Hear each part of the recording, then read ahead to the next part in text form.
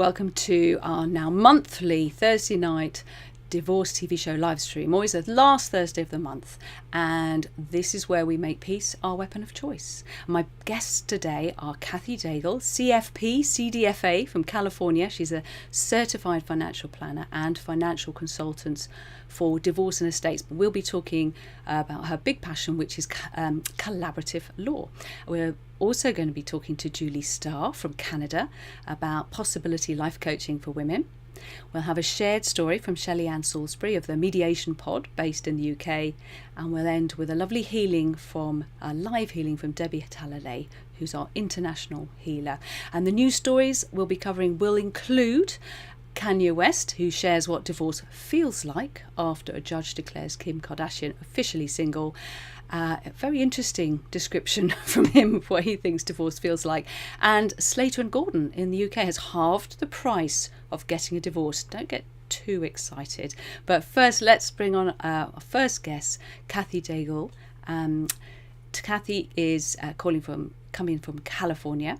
She's reaching agreements for the family, by the family, using the collaborative practice. It's a respectful, no court way to resolve disputes. And I know if you watch this show before, it's something that I talk about a lot.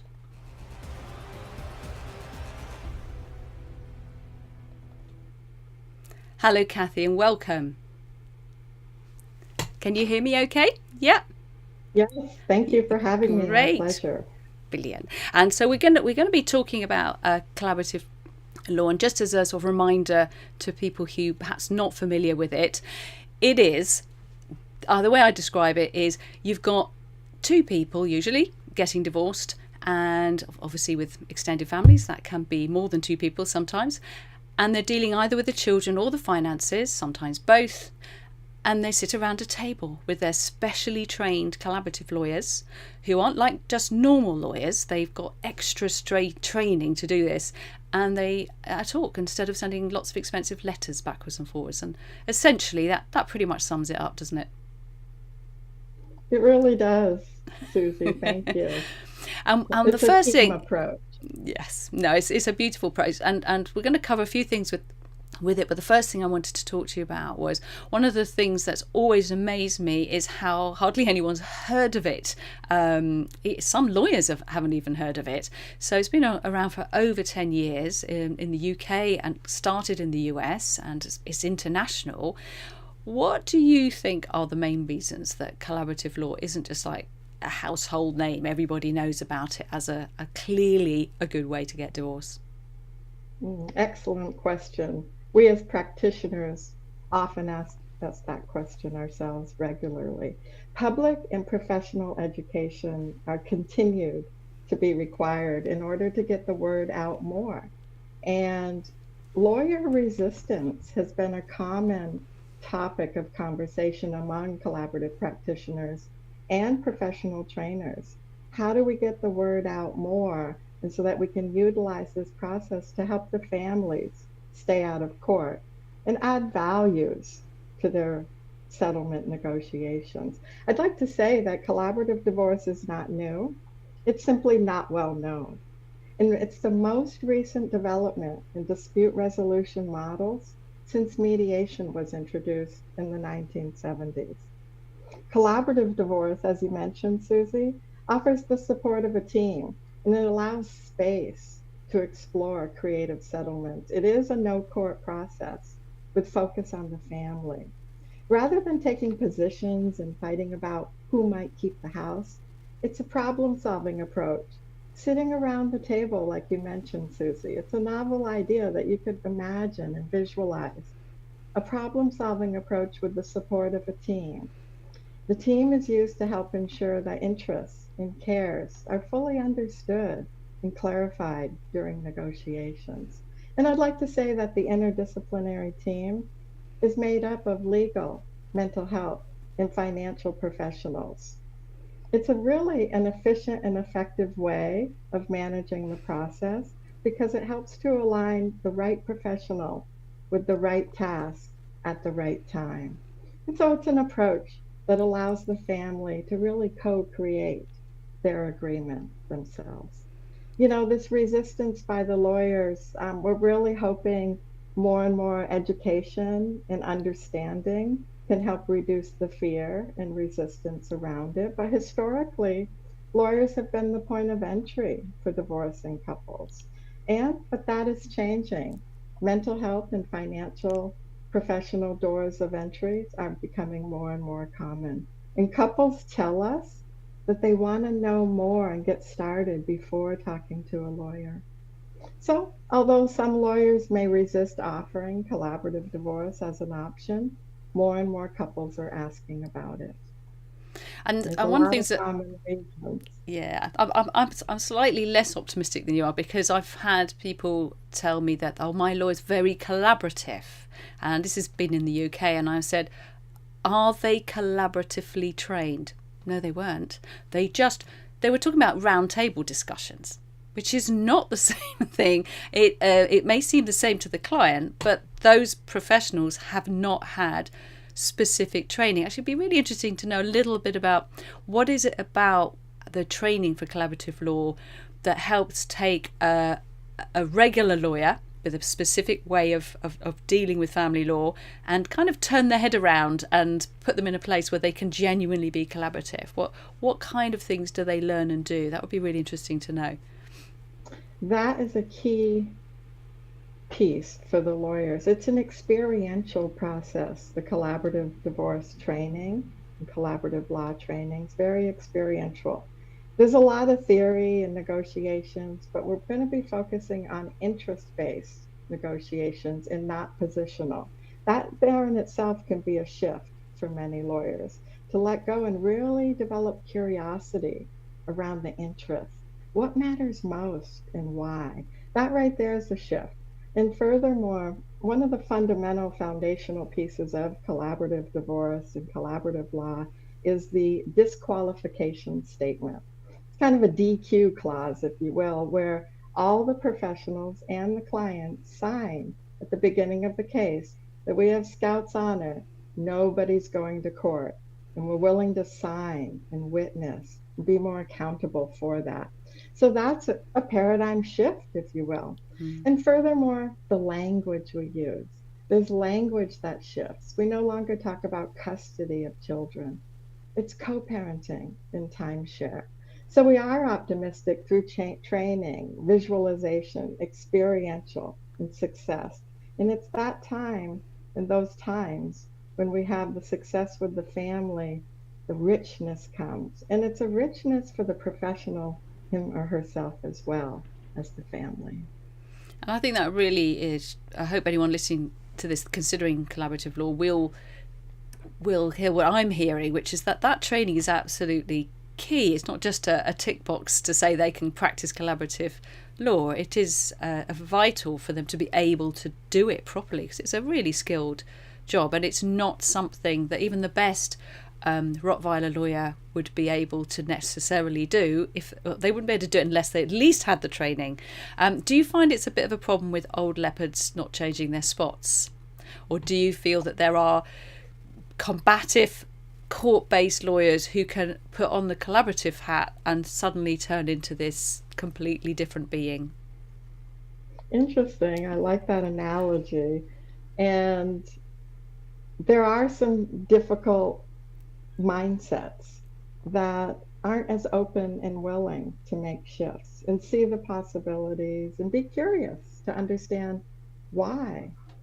What can be the benefit to this family, to me, to the process, and to the community and the greater law society as a whole? This is big, this is global, but it's not for everybody, you're right. And it does take some hard litigators. But then we ask, if it's not for everybody, would they be better off in court? Oftentimes not. So, how do we develop the transparency, the hard work, the professional skills to help these families through and restructure in a way that works for their family so that they could create two different households together? Yeah, but it's not for everybody. And those old dogs, there's some new tricks, but Yeah. not all the old dogs can take hold. No, and when we say not for everyone, we're actually talking about the lawyers being collaborative lawyers, not people going through divorce. Because I don't think when people say that, oh, mediation's wonderful, but it's not for everyone, my answer is yes, it is. It's just that not everyone's able to access it in a way that works for them, because there's a big difference to my mind. But just to briefly finish off with, what led you into being so passionate about practicing collaborative law? What started it off? You've got 2 minutes. It all started back in the day, in the early 90s, actually. As a certified financial planner, I often found clients and women coming into my office and not understanding what they had just received in a settlement or what they might be getting during a settlement. So I found and became passionate about helping couples during the divorce process so that they understood what they were getting, and it would empower them to make better decisions and more durable decisions. So I think taking care of the children, putting the children first, collaborative divorce does that. Taking a look at the finances, understanding what the inventory is, making sense of it all so the clients can make decisions. And it's really for the family, by the family. And I feel passionate every day. I've been doing this with my teammates for over 25 years. And I still take trainings. I am a professional trainer teaching other colleagues about collaborative divorce. And it's the richness that keeps us going. And the thank you notes from the clients, because it really does make a difference. That's lovely. Thank you, Cathy. And thank you so much for coming onto the show. That was lovely. I love talking about collaborative law, and it would be so great if everybody already knew about it. I'm going to do a whiz through the news summary now, so prepare yourself.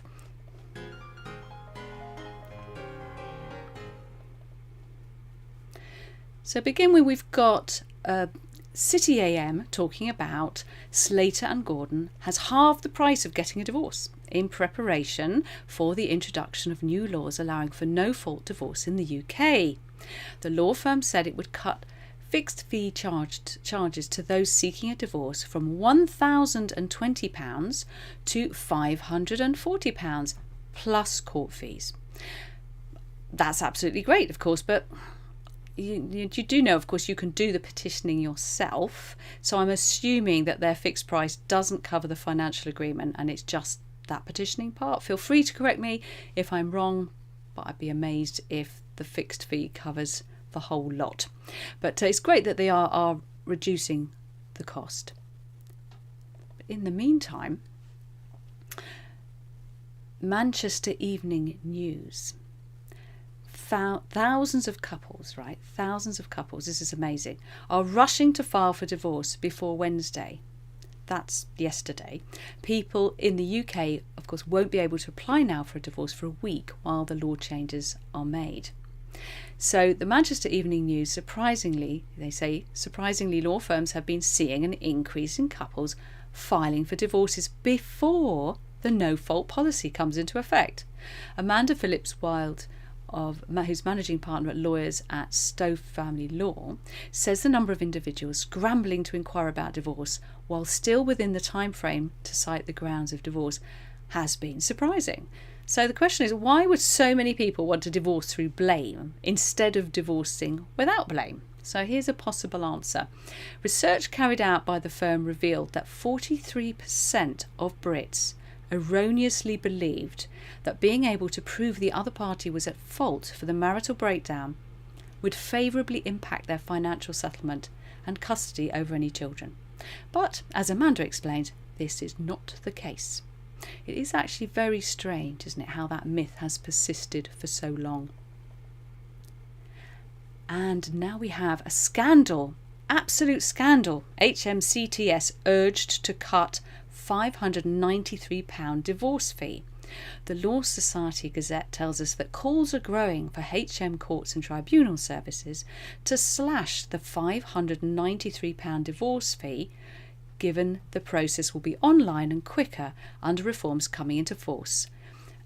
This is obviously in the UK, and this is the fee that when you pop online on your own to do the petition, that's what you have to pay. No lawyers, That's just the filing fee, okay?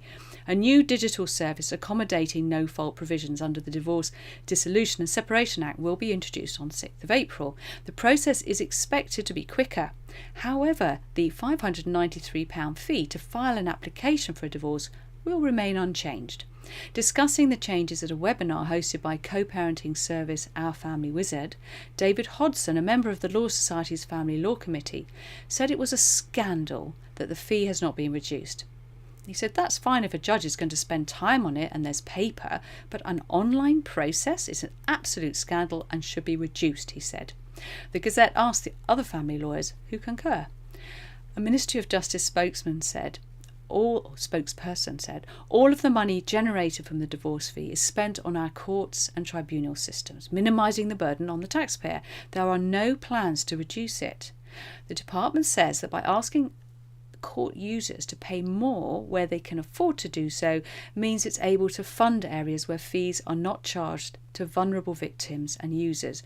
Court users unable to afford a fee can apply to the fee remission scheme Help with Fees. The current divorce service will be switched off on 31st of March, that's today. If you think that's a good idea, pop it in the comments. Do you think they should reduce the fee, or should they keep it as it is and save the taxpayers apparently some money?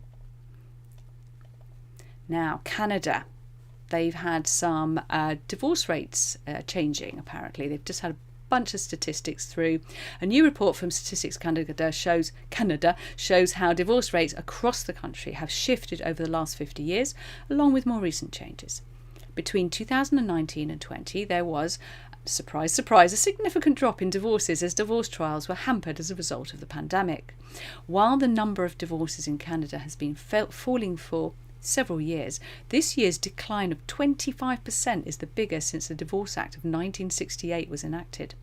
Couples must separate for at least 1 year before a divorce can be granted in no-fault divorce cases. So in Canada, they have to wait a whole year. At least we've taken a long time to bring it in here, but at least when we have done, you won't have to wait a year. You can go for it straight away, which have traditionally formed the bulk of cases. As a result, the entire impact of these disruptions on the number of divorces won't be apparent until 2021, so you have to wait a year. They're all waiting that year before they can get divorced. Divorces are becoming more common as people get older. Since 1980, when it peaked at 36.2 years, the average age of divorce has been steadily increasing. It has been closer in Canada now to 46 years in recent years. Let's see what's happening with the old famous people getting divorced. What about Kanye West? Kanye West shares what divorce feels like after judge declares Kim Kardashian officially single. Kanye West is sharing what divorce feels like in a new Instagram post, which sadly I couldn't find, so maybe they've taken it down. And it was shortly after a judge approved Kim Kardashian's request to become single. So this, when they become single, it's called bifurcation in the US, and it's similar to being legally divorced here. But you haven't sorted out any of the finances yet. So personally, I don't really recommend it. But they want to be able to date other people while still embroiled financially and as co-parents with their ex without technically committing adultery. But why would anyone want to date them when they have so much baggage still to sort out? That's what I don't get. So West shared an image on Instagram that likened divorce to full-blown COVID, walking on glass, suffocating and being shot. But traffic is slow. It's not clear if the words on the image were written by West, and many commenting on the post had hoped that the post was announcing new tour dates. A representative for West did not immediately respond to Fox News Digital's request for comment. Shortly after, it goes from bad to worse. West shared a since-deleted video clip of a music video for his song Easy, which seemed to target Kardashian's new boyfriend Pete Davidson. In the mostly claymation video, West is seen kidnapping and burying a Davidson lookalike. The video received criticism online and by Davidson's friends. So, has your ex made claymation videos burying you or your new partner? Let me know in the comments if this is normal. I'm going to have a little bit of a rant later It's actually in many ways a really good article in Psychology Magazine, Psychology Today, sorry. But there were certain things about it that annoyed me, so I'm going to talk about that later. It's How to Have the Perfect Divorce, Tips to Navigate the Life Crisis of Divorce with Respect and Dignity. But first of all, we're going to go on to our next interview.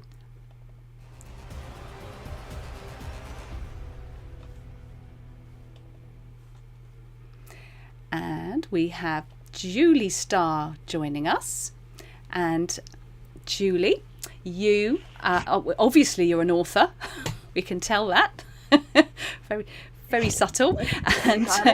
And I've got a yes. Your husband left. Now what? How to be your own hero and live your better life is what I was reading off your LinkedIn profile earlier.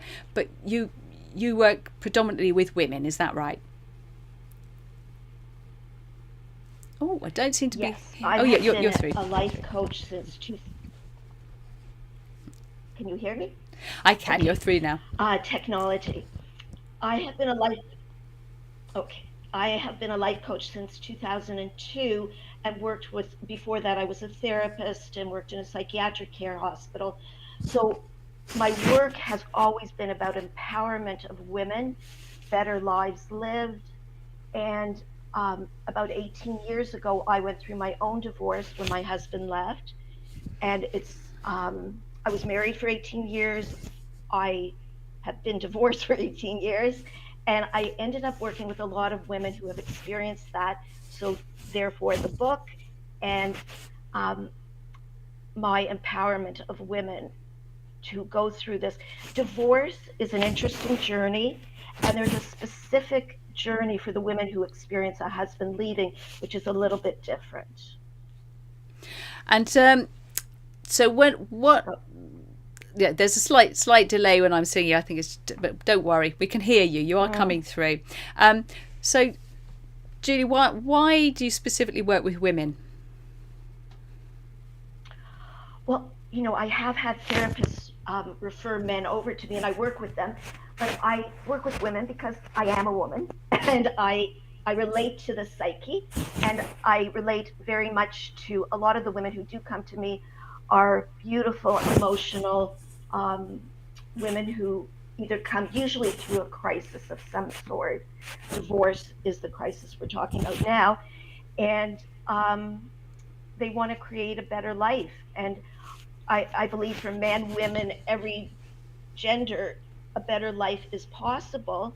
It's looking inside, figuring out what's working for you, what's not working for you, what are you tolerating, and how can you make that better life? Like, what are your dreams? What have you suppressed? What do you need to release? It's a journey for each of us, that better life. And what led you to write the book? Because obviously you want to work with clients face to face. What made you want to write the book? I wrote it because I wanted to reach the women who are, if anyone's listening to your show now and she's lying on her couch, terrified, she hasn't thought of divorce, and suddenly she's getting divorced. Usually a man who has left has a game plan already, and he's been thinking about it for a while. I'd say probably 80 to 90% of the situations, there can be another woman in the curtain waiting. And there's a lot of psychology pieces to put together. There's the grief, there's the overwhelm, there's just being blindsided. And I have the know-how to do it because I've done it. And I have my life coaching tools, and my heart just led me to writing the book, which was a wonderful experience. So, and it's reaching a lot of women, which makes me so happy, in different countries, because every journey is different, but there is a commonality. And hopefully what you'll do is, and the other guests as well, I always encourage that once I'll email you later with the links to all the different platforms that the show is on, and then you can pop in the comments a link to the book or any other information that you want to share with people. So that would be a great thing for you to do. So Julie, what do you think are the biggest mistakes that that women make when they're facing divorce? When I say mistakes, I mean things that are not helpful because they haven't talked to you yet and they don't know. But what are the kind of things that you see commonly happening? Okay, I think that it's a journey, and the journey is something that you've never done before. So a lot of mistakes will be made, just like in anything in life that you don't know about. And the biggest piece I tell women is be gentle with yourself. You make a mistake, you learn something new. I mean, I wish I had my book years ago when I went through it, because I didn't know. Basically, it's all my mistakes. And it's like, you don't know what you're doing. The biggest pieces I would advise women is find the right support. Family and friends are wonderful, but not every person knows how to listen without judgment, care empathically. Let's see what else. I would definitely suggest getting the support. I loved your interview just now with the collaborative lawyer process. That is the way to go, or mediation, if at all possible. Unfortunately, a lot of the marriages where the husband leaves beforehand, there can either be a narcissistic edge to things, or there can be, I don't want to call it negativity. So, not even on the woman's part or the man's part, it's just there one partner can be a little negative. So you may need the help of a lawyer. Find a lovely lawyer, and if you need to, and do not speak to your lawyer for support, which is where I made my mistakes and lost my whole retirement fund. Um, so, you know, but get the support that you need with people, with legal maze, financially. Now, this is a little tangent, but a lot of women are intimidated by the financial piece. Maybe they haven't been running the finances in their marriage, and they're not quite sure what to do about it. Do not give up. When you work on your financial piece, that's really taking care of your future self and your future connection with your children, your grandchildren, to have a financial base. So if you don't know, find a good financial advisor. Yeah. Just be careful, because finances, money matters. I have a chapter in the book. It's called Money Yeah. Matters. And it really does matter, because money puts the roof over your head, buys the food, supports your kids. So Yeah. don't let that go. I think that's very sound advice. Very sound advice. Thank you so much, Julie, for coming on the show, and I hope you pop your link to your book in the comments when I send it over later with all the different links. Thank you, Susie. Brilliant. Lovely to meet you. Love your show. Thank you. Bye for now.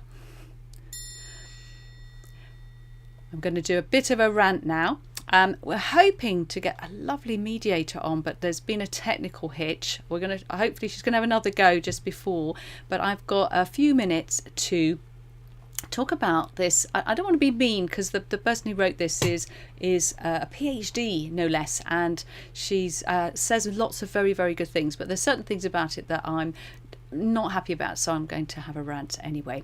So this is How to Have the Perfect Divorce, Tips to Navigate the Life Crisis of a Divorce with Respect and Dignity. This is by Anne Gold-Bouchot, PhD, in Psychology Today. Her key points are great. Get the support you need before beginning the legal process. Reflect on how to protect your children and work out a way to share parenting time. And throughout the process, stay calm and take breaks when you feel triggered. Worried about a bad divorce, she asks, these simple tips will help you have an almost perfect divorce while protecting your children and launching your family into a healthy future. Almost perfect. I'm just uncomfortable, I'll be honest, about the whole idea of this perfect divorce, because it is such a difficult time for most people. It's just another hurdle, something else that they've got to try and achieve. But she does give some good advice nonetheless.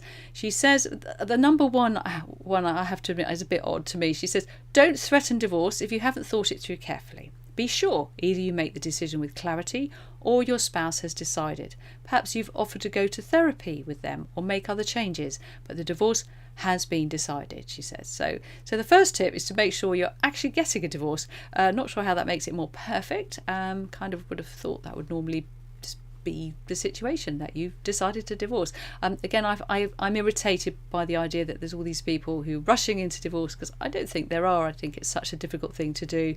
There's a big difference between threatening it in a tantrum and actually filing. So I'm not so keen on number one. I don't think that's a good place for this article. Number two, she says, don't rush into the legal process. Absolutely. Get the support you need. Divorce, even an amicable divorce, is a life crisis. You need to connect with friends, family, and perhaps your therapist to get through this stressful time. Don't listen to your friends' horror stories or well-meaning advice to lawyer up. Every divorce is different, and you can make your divorce easier. Give yourself some time to deal with your emotions before you jump into a legal process. Absolutely. Though I would add in a divorce or life coach there, not just counselling, therapy, and also healers as well can be very powerful. And why do they need to jump into the legal process at all? Because they can sort the finances and the children matters with very little recourse to lawyers. Number three, she says, consider how to protect your kids. You and your spouse agree on that one thing. You both love your kids. Ask your spouse to work with you to divorce in ways that protect your kids from the damage of a bad divorce. Try to focus on your kids and take your emotions, grief, fear, anger, etc., elsewhere, to a friend, family, or therapist. Do you think Anne might be a therapist by any chance? Now, this is where I'm getting a bit annoyed, because there's this focusing on the children and taking your emotions to a therapist is all good, but it falls a long way from truly protecting the children. So parents need practical support, like using co-parenting calendars, creating a co-parenting plan. And at this point, this advice for a perfect divorce is clearly not aimed at those divorcing a raging narcissist. So number four, it says, don't put your kids in the middle. The loyalty traps are consciously or unconsciously using your kids as messengers, spies, confidants, or allies. Let your kids love both of you, because this has been shown to help kids become resilient and healthier over the long term. Don't make them decide which one of you is the victim or is to blame for the divorce. Tell that to the people who are rushing to divorce before no fault came in. So they deserve parents who respect each other, even if they can't be married any longer. Don't trash talk your soon-to-be ex. She says her young client Rachel told her the most painful thing about her parents' divorce was the way her mum and dad spoke about each other. Now, this is really good advice. But what happens if the other parent is alienating the children against you? Does that mean you're excluded from a perfect divorce? So number five is be prepared to compromise in your negotiations. Use an out-of-court process, hurrah, such as mediation or collaborative divorce, that gives you more control over the decisions and the outcome of your negotiations.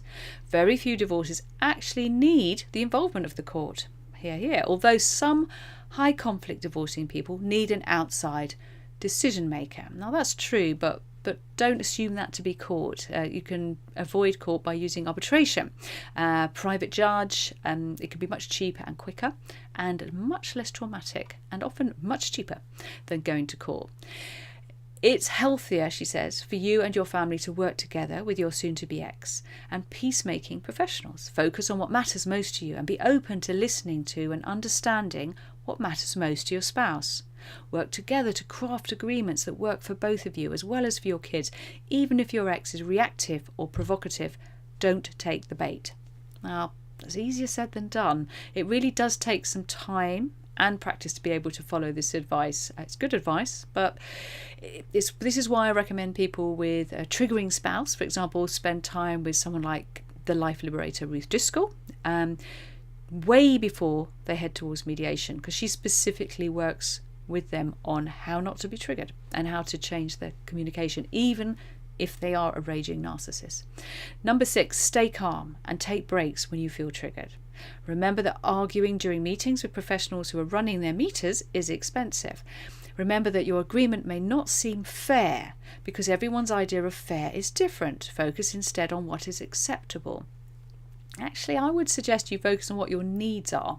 By working with a financial planner, for example, you can work out the best way to split the finances without anyone ending up homeless or without enough money to live off. What's acceptable is what is a sensible solution, worked out with a financial expert, which is not a lawyer. They don't have the years of training to do cash flow forecasting and understand the tax implications, etc., unless they've previously been in that role in detail. It's a different career. It's not something you just tag on as an extra skill.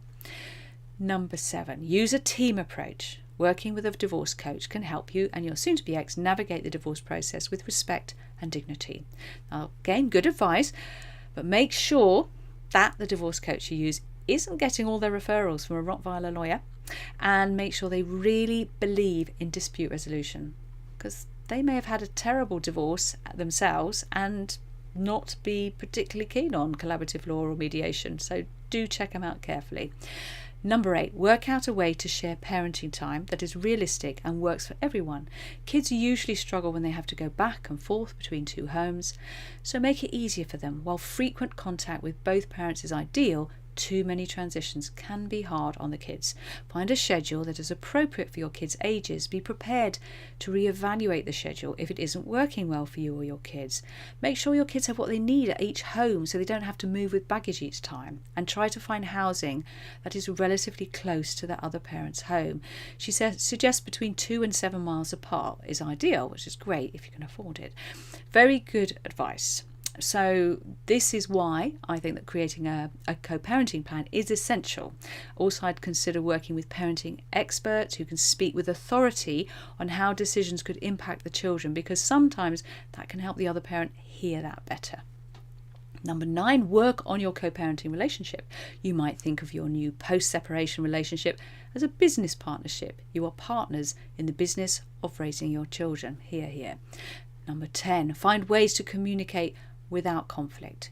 You can use apps such as Our Family Wizard. Most parents use a shared calendar, and text only for logistics or emergencies. Emails are brief, neutral and informative and helpful, but especially just before the children transition from one parent to another. Though of course you can use the app for that. This creates a more seamless transition for the kids. Plan regular check-ins with your co-parent to discuss how the kids are doing or to clarify changes in the schedule. Now, I agree with all of that, but I think it's a mistake to just use a calendar when you haven't put a parenting plan in place. You can use mediation or a parenting advisor to help you. Also, there's a new co-parenting calendar called We Parent. If you want to try it out, let me know. I can get you complimentary access. Don't jump right in is number 11, to dating. You probably aren't ready, and your soon-to-be ex will probably have a strong reaction to getting into dating before the divorce is well underway or done. Isn't that right, Kenya? Don't blindside your ex. If you are in a new relationship, tell him before telling your kids. But wait until your new relationship, she says, is committed relationship of significant duration, 9 to 12 months. It's a nice idea. Sorry about my dog in the background. Nice idea, but often with the men in particular, don't mean to be sexist here, but you guys sometimes think it's great to get the new girlfriend seeing the kids way before 9 months. If that's likely to happen, talk about it in advance. Agree ground rules in the parenting plan, but also be realistic. You know what you like. Don't make promises you can't keep. Number 12, stay focused on the future. Think about your goals and plan steps towards those goals. Think of this new chapter as a new opportunity for growth and change. Dottie, she says, told me that her divorce was the impetus she needed to turn her baking hobby into a new small business. She now delivers her baked goods to many cafes and restaurants in her city. If you want to see a therapist to process what you can learn from the problems in the marriage and the divorce, this will help you find new ways to be in relationships without repeating mistakes.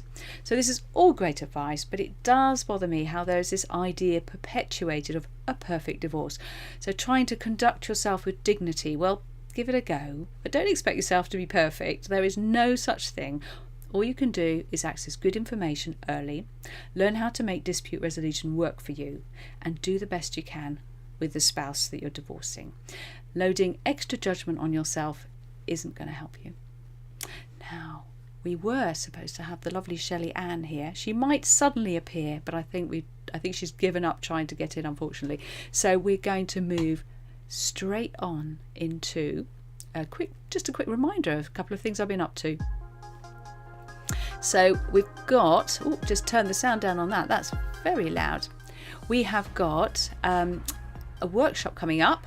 This is a fantastic way to prepare yourself for divorce. It's on the 7th of April. This is for people in the UK. Everyone who gets a ticket also accesses a complimentary session with our wonderful experts. So this is the workshop that I ran recently. The first one I did online in California.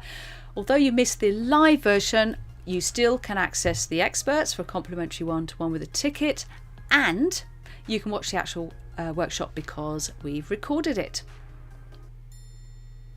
Now, a little bit early, I'm glad she's there, Debbie, so we've come a bit earlier than I told her we would.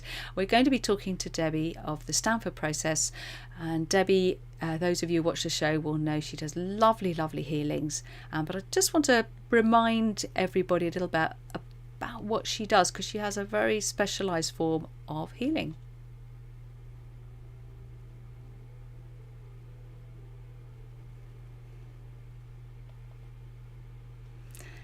Hello, Debbie. Hi there, Susie. And so, just before I let you loose on everybody, you're the Stanford healing process. Can you just remind people what that is?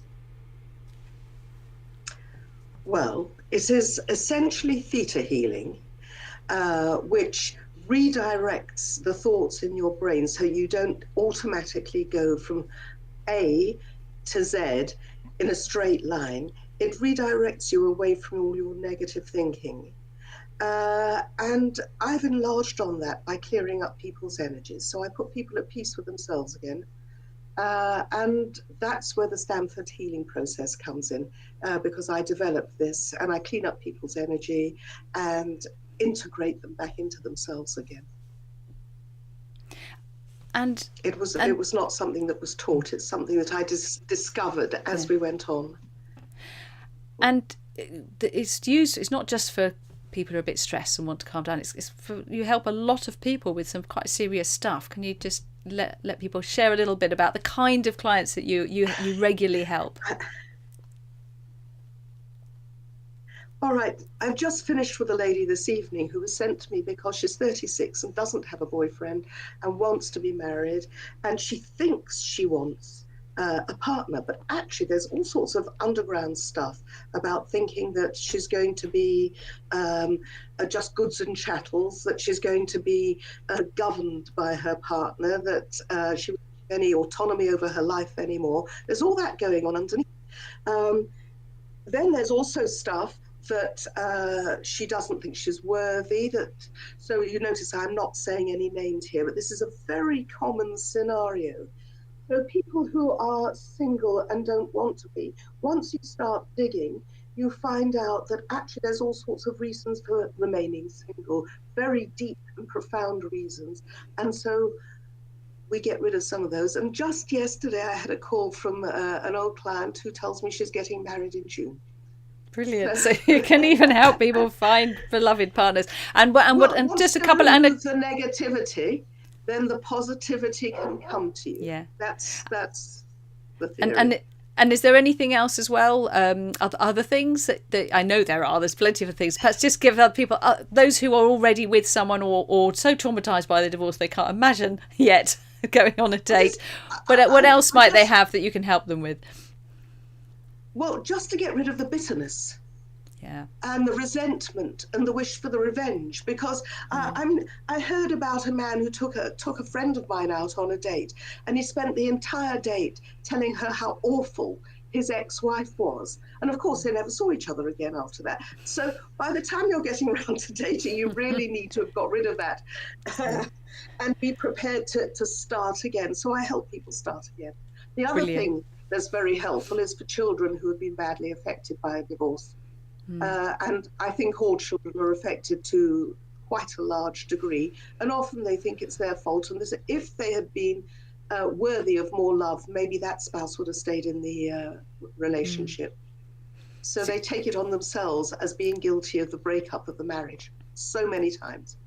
So you able to work sort of through Zoom with children as well, if they're old enough to participate?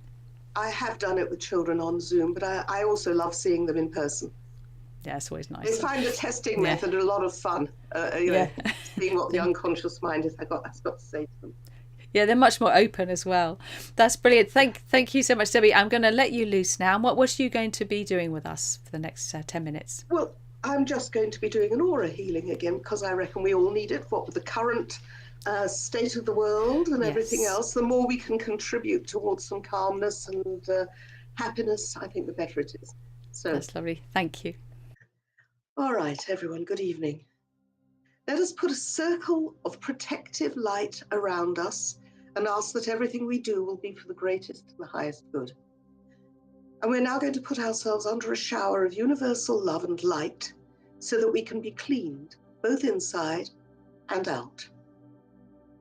We're going to bring a shaft of white light through the top chakra in our heads, down through the body, so that we can enliven each chakra so that it can respond by becoming a truer color and is spinning smoothly around its spindle. So we take the light down through the top chakra, which is violet or purple. This is the chakra that sits on the crown of your head, and it represents our ability to be fully connected spiritually.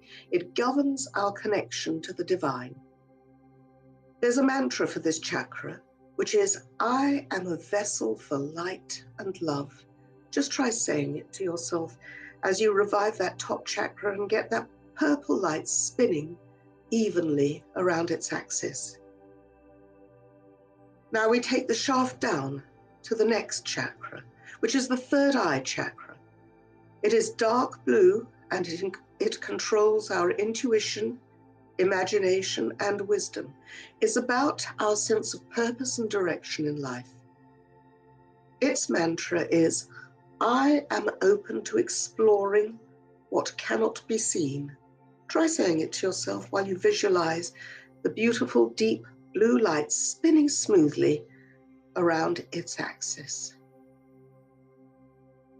And we take the shaft of light down to the next chakra, which is the throat chakra, which is light blue. It gives voice to the heart chakra and controls our ability to communicate our personal power. And it helps us to express ourselves truly and clearly. It's the chakra for bringing peace into your life. So if you're feeling less than peaceful, you can always try reviving this chakra and taking its light blue light up the axis and down the axis to all the other chakras. And the mantra for this chakra is, I speak my truth always. See it pure and spinning clear and true. Now we take the shaft of light down to the next chakra, the heart chakra, which is green, a beautiful, deep green, even colored throughout. It's a chakra which is the bridge between the lower ones, which are associated with material, and the upper chakras, which are more to do with spirituality. It's about love, relationships, and self-acceptance. So it influences our ability to give and receive love from others and ourselves, and our ability to be open to the people in our lives, and to experience deep compassion and sympathy. It controls joy and inner peace. Visualize it spinning smoothly, a lovely deep green. The mantra for this one is, when I love myself, loving others comes easily. Say it to yourself as you see this chakra spinning. The next chakra is the solar plexus chakra, your powerhouse, and it's yellow. It controls your sense of self-worth, self-confidence, and self-esteem, and has to do with personal power. See it clear and positive and bright and spinning round its axis. This is the chakra from which you make connection to others. So when you find that someone's eating your energy, leaving you drained, what we mostly do, quite reflexively, is to cross our arms over this chakra. And that protects it, and it stops the connection between you and the other person. So if you catch yourself doing this as a reflex, ask yourself why. Is this person draining you? Or actually, would you like a connection with that person? So see it clear and positive, a bright, bright yellow gold. And the mantra for this chakra is, self-love starts when I accept all parts of myself, and it allows one the freedom to express one's true self. Moving further down to the next chakra is the orange chakra. And that is called the sacral chakra. This one helps inform how we relate to our emotions and other people's emotions and help us feel in control of our lives. This is a pure orange. Just make sure, no dark flecks. A pure, deep orange, and see it spinning around its axis. It governs creativity and sexuality and our feelings of pleasure. Its mantra is, I always honor others, but not before myself. Visualize it growing orange while saying that, spinning smoothly around its shaft of white light. And now we go down to the root chakra, the base chakra, which is rich, pure red, which is at the base of the spine. And this controls survival issues like financial independence, money, food. It represents our foundations and a sense of being grounded. And when it's open, it helps us to feel confident in our ability to withstand challenges and stand on our own 2 feet, and gives us a sense of belonging. When it's blocked, we feel threatened, as if we're standing on unstable ground. So visualize this red light spinning smoothly, pure, clear red. And the mantra for this chakra is, I can grow best from a steady foundation. Right, so we're going to draw this shaft of white light right the way down through our chakras and let it start pooling around our feet. And the pool is getting bigger and bigger, turning into a lake all around us. Allow anything in there that is not of the light to become one with the light, or you can send it back to where it came from. Watch any darkness disperse, the white light become pure and bright and sparkly, and you are standing in the center. Right. We are now going to take our imaginary bazookas out and aim them for any blackness, any black cloud that you may have above your head. And fire this bazooka at that black cloud. Don't worry if you don't have one, but if you do, fire the bazooka. And watch it disperse. Watch the black cloud disperse. Watch it splinter into fragments. And it leaves room for other things to happen. So now we're going to start to peel ourselves of negative stuff, like peeling a grape, one layer at a time. So let's start with despair. Peel this layer off and expand into the extra room that this allows. How about hopelessness? Let's peel that off like a grape. And feel the room that that allows. Defeat, a wish to give up. Peel yourself like a grape. Stress, a word which is very overused, but let's use it and peel ourselves like a grape. And take in a deep breath.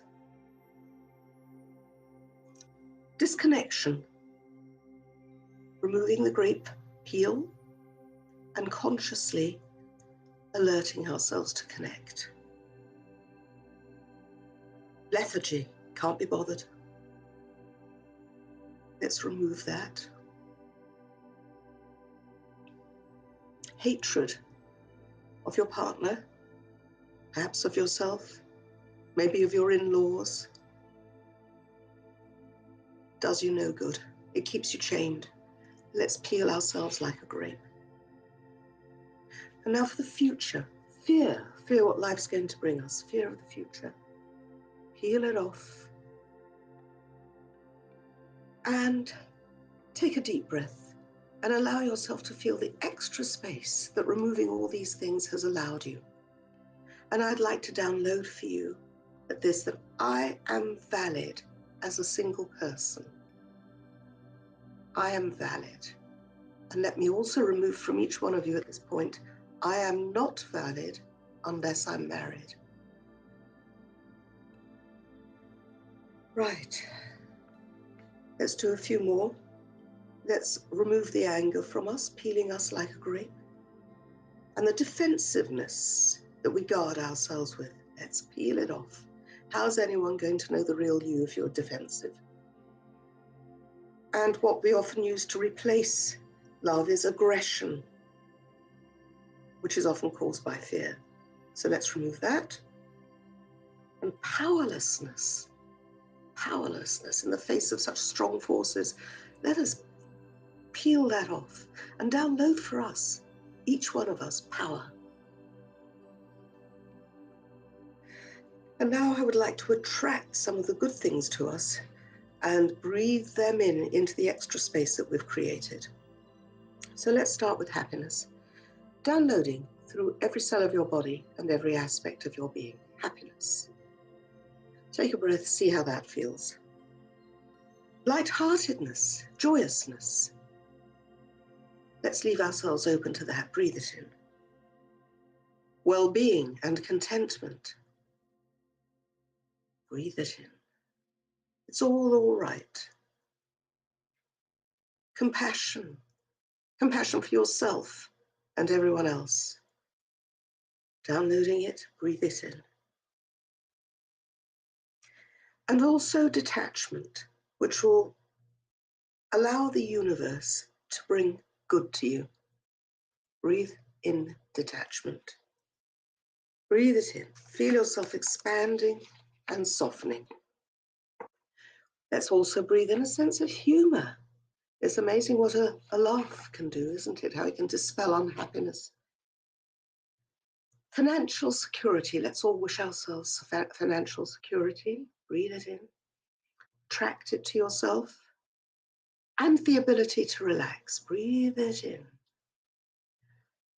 And last but not least, wonderful health.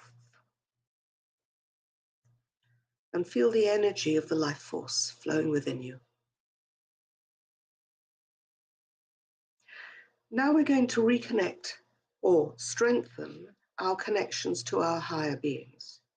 So let's take up an energy from the heart and let that energy direct itself up through the throat, through the third eye, and through the top chakra at the top of your head, and let it travel off to the Creator, who receives it and responds, sending it back through your top chakra, down through all your chakras, a loving, welcoming, protective energy,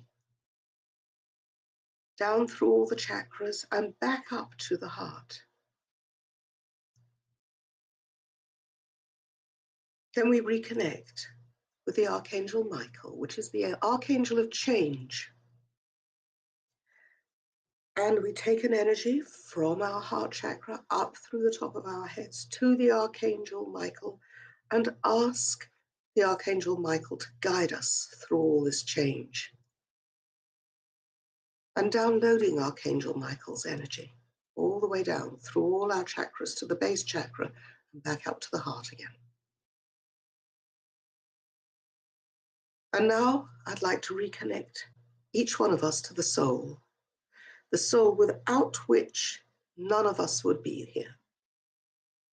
And take the energy from your heart right the way up through your top chakra to your soul, and a loving, warm, welcoming, and regenerating response from your soul right the way back down through all your chakras to the base chakra, back up to the heart. And now let us put a protection around all these energies and connections. And repeat to yourself, I reclaim my power. 3 times. I reclaim my power. I reclaim my power. Thank you.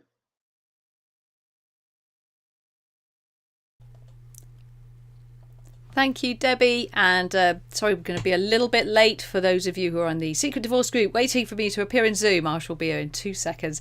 But thank you very much to all my wonderful guests. And in the war of divorce, on the battlefield of family separation, let's always make sure we use peace as our weapon of choice.